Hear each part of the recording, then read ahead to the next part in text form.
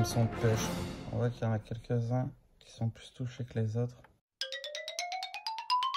Salut à tous! Aujourd'hui on se retrouve pour une nouvelle vidéo sur une société de gradation. Donc aujourd'hui ça va être MTG Grade ici. Donc société française de gradation qui est basée à Tourcoing depuis 2018 avec 4 employés. Donc avant de commencer, déjà je voudrais leur dire merci pour leur confiance, de m'avoir donné l'opportunité de faire cette vidéo avec 6 gradations à l'intérieur. Donc pour les présenter vite fait, ils font donc plusieurs jeux, Pokémon, Magic, DBZ, Yu-Gi-Oh, les cartes de sport, One Piece, Vanguard, les cartes Panini, enfin toutes les cartes de sport à peu près. C'est des gradations avec subgrade et des étiquettes métallisées de plusieurs couleurs selon la note. Et ils font aussi sans subgrade. Donc j'essaie de t'afficher les prix, mais en gros c'est 12 € par carte pour avec subgrade, pour de 1 à 20 cartes, 11 € de 21 à 50 cartes et 10 € au-dessus de 51 cartes. Leur site c'est pas mal, pour rentrer les cartes c'est hyper facile, tu as juste à mettre le nom et l'édition et il y a un petit commentaire aussi que tu peux mettre, mais après ils se débrouillent donc tu peux pas te tromper là-dessus. Temps de traitement en gros c'est de 7 à 15 jours qu'ils prévoient. Donc c'est assez rapide, 2 semaines maximum, 1 semaine. Moi par exemple, j'ai envoyé le 1er février, ils ont reçu le 3 février et là j'ai reçu chez moi le 11. Donc ça a duré moins de 8 jours sur place, plus le retour, donc c'était moins d'1 semaine. Donc c'était hyper rapide. Ensuite, si tu avais le boîtier d'avant, tu peux faire changer le boîtier par le nouveau boîtier pour 5 €. Leur échelle de gradation, ça va de 1 à 10. Avec des 9, des 9,5, des 8,5, des demi quoi. Bah c'est tout pour la présentation, on va passer à l'ouverture. Allez c'est parti.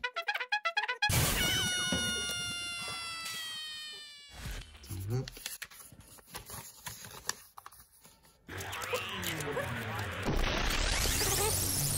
Ben, tu vois, encore mieux. T'as les prix et t'as toutes les cartes qu'ils font. 4 subgrades avec une note générale, ok. Plus de 20 000 cartes gradées depuis 2018. 2 semaines, bah, tout ce que je te dis juste avant. Je te le remontre ici, encore mieux. Allez, c'est parti, on va voir le reste maintenant. Le abord c'est bien protégé, bien rangé. Petite mousse dans le fond. Je vais débarrasser ça.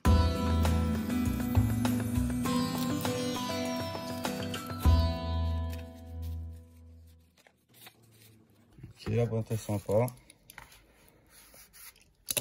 Le logo par contre, je sais pas vous, mais moi ça me fait penser à un hameçon de pêche, quoi. Pêcheur à la mouche. Donc je comprends pas trop le rapport, mais bon, pourquoi pas. C'est un délire.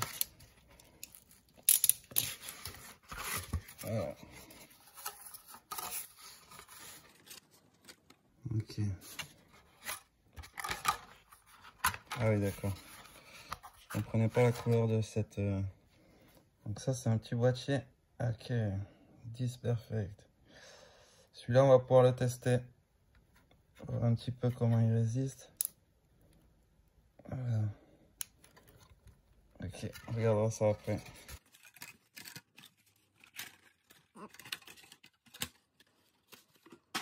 Et allez. Alors, comme on peut voir, on a une Yu-Gi-Oh, une Tops, une autre Tops de basket, une Dragon Ball, une Magic et une Pokémon. J'ai essayé d'envoyer un jeu de chaque, comme ça fera peut-être plaisir à tout le monde. Et au moins on peut voir un peu comment ils notent différents jeux. Ok. À travers on voit qu'elle est bien, mais bon. Il peut y avoir des imperfections qu'on voit pas.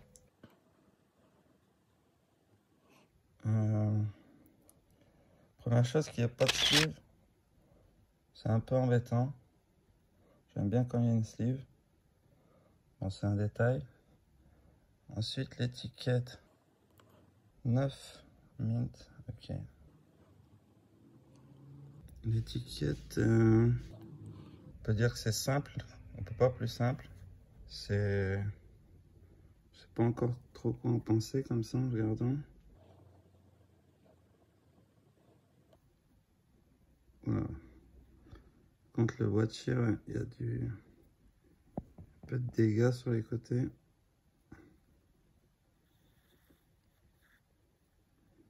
Ok.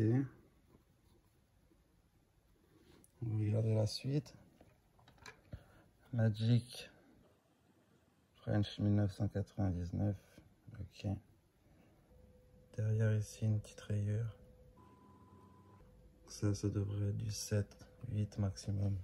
Quelques petits points blancs qui seraient plutôt X. Ça j'aime bien que ce soit 7,5 limite moins. Ok. C'est un peu ce que je me disais comme note. Ça, la petite gravure ici de l'hameçon de pêche. Sympa, la gravure ici aussi, j'aime bien. Par contre, l'étiquette,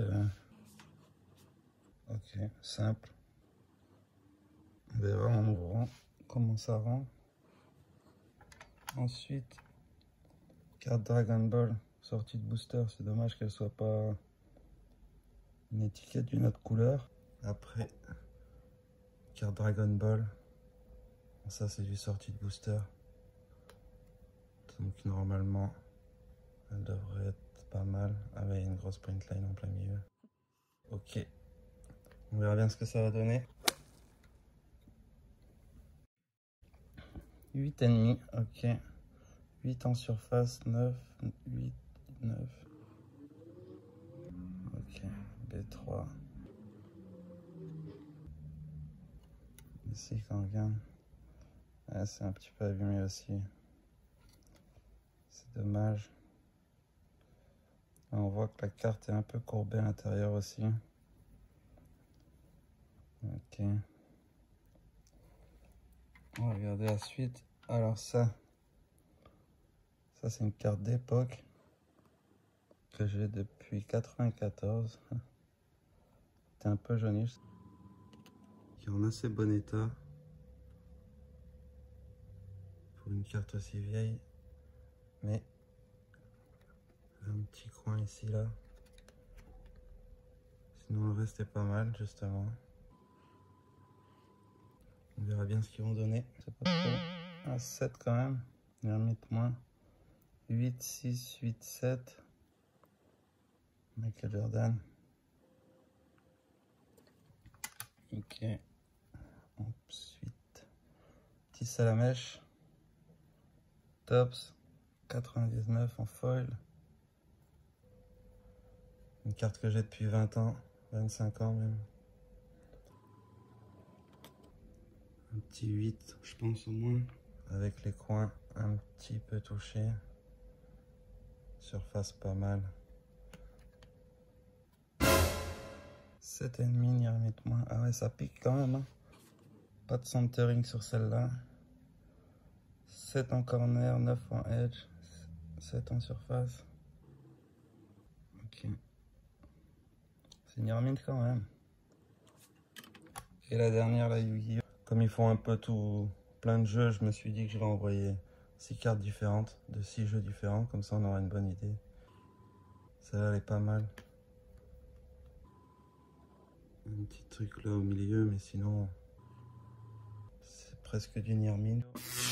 8,5 Nirmint aussi. Un peu mieux. 9, 9, 9, 8. Ah, c'est dommage, j'aurais peut-être pu avoir 9. Ça va. Ok. Quand je les prends tous comme ça en main, quand on regarde ici, là, on voit qu'il y en a quelques-uns qui sont plus touchés que les autres.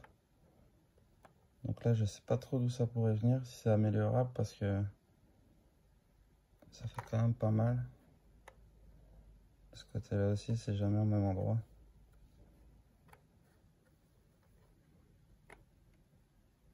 Ici, c'est pareil.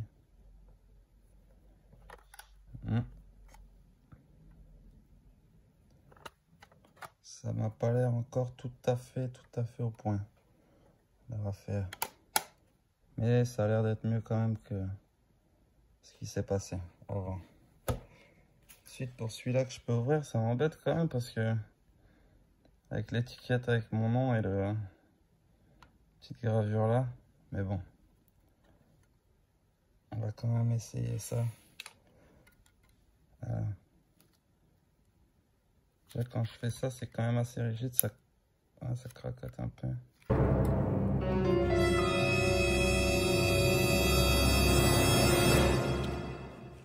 Ah, j'ai beau batailler, ça. Il veut pas trop. Hein.